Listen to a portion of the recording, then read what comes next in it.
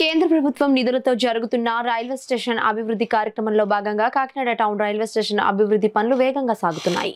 ఈ క్రమంలో స్టేషన్ ఎదురుగా ఉన్న ప్రహరీ గోడపైన ఆంధ్ర రాష్ట్రానికి చెందిన ప్రముఖ రచయితలు, కవులు, స్వతంత్ర సమరయోధుల చిత్రాలను న్యూరల్ ఆర్ట్ పెయింటింగ్ ద్వారా అద్భుతంగా ఆవిష్కరించారు. విశాఖపట్నంకు చెందిన ఆర్టిస్ట్ అలమండ లక్ష్మణరావు నేతృత్వంలో మొత్తం 56 చిత్రాలు ప్రహరీ గోడపై అందంగా చిత్రీకరించబడ్డాయి. వీటిని చూసేందుకు వచ్చే ప్రయాణికులు, సందర్శకులు ఎంతగానో ఆకర్షితులవుతున్నారు. ఈ సందర్భంగా న్యూరల్ ఆర్ట్స్ ఆర్టిస్ట్ లక్ష్మణరావు మాట్లాడుతూ, న్యూరల్ ఆర్ట్స్ ద్వారా కళాత్మకతను కొత్త రూపంలో ప్రజలకు చేరవేయడం నా లక్ష్యం.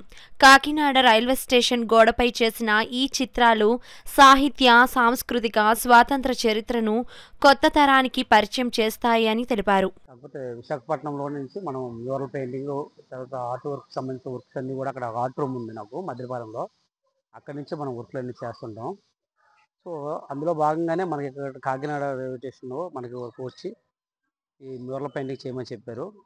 తర్వాత మనకి స్టేట్కి సంబంధించిన మెయిన్ ఎవరైతే పోయిటరీస్, ఎవరైతే రచయితలు ఉన్నారో వాళ్ళను, తర్వాత దేశానికి సంబంధించి మనకి ఫ్రీడమ్ ఫైటర్స్ ఎవరైతే ఉన్నారో వాళ్ళకి కొన్ని పిక్చర్స్ చేయమని చెప్పారు. వాళ్ళ యొక్క చిత్రాలని మనం ఇక్కడ మ్యూరల్ పెయింటింగ్ రూపంలో ప్రతి ఒక్కొక్క బాక్స్కి ఒక్కొక్క చిత్రం చొప్పున మనం పెయింటింగ్ చేయడం జరిగిందండి.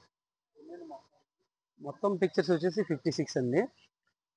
ఒక్కొక్క పిక్చర్స్ కూడా అంటే మొత్తం మనం యాక్చువల్గా మల్టీ కలర్ చేద్దాం అనుకున్నాం, కానీ అప్పుడు ఆ థీమ్ కాబట్టి మనకి ఆ పీరియడ్ ఆఫ్ టైంలో మనకంతా బ్లాక్ అండ్ వైట్ కాబట్టి ఆ థీమ్లో చేస్తే బాగుంటుందని చెప్పేసి సార్స్ మనకు చెప్పడం వల్ల ఆ బ్లాక్ అండ్ వైట్ థీమ్లోనే మనం వాళ్ళకి చేసి ఇచ్చాం సార్.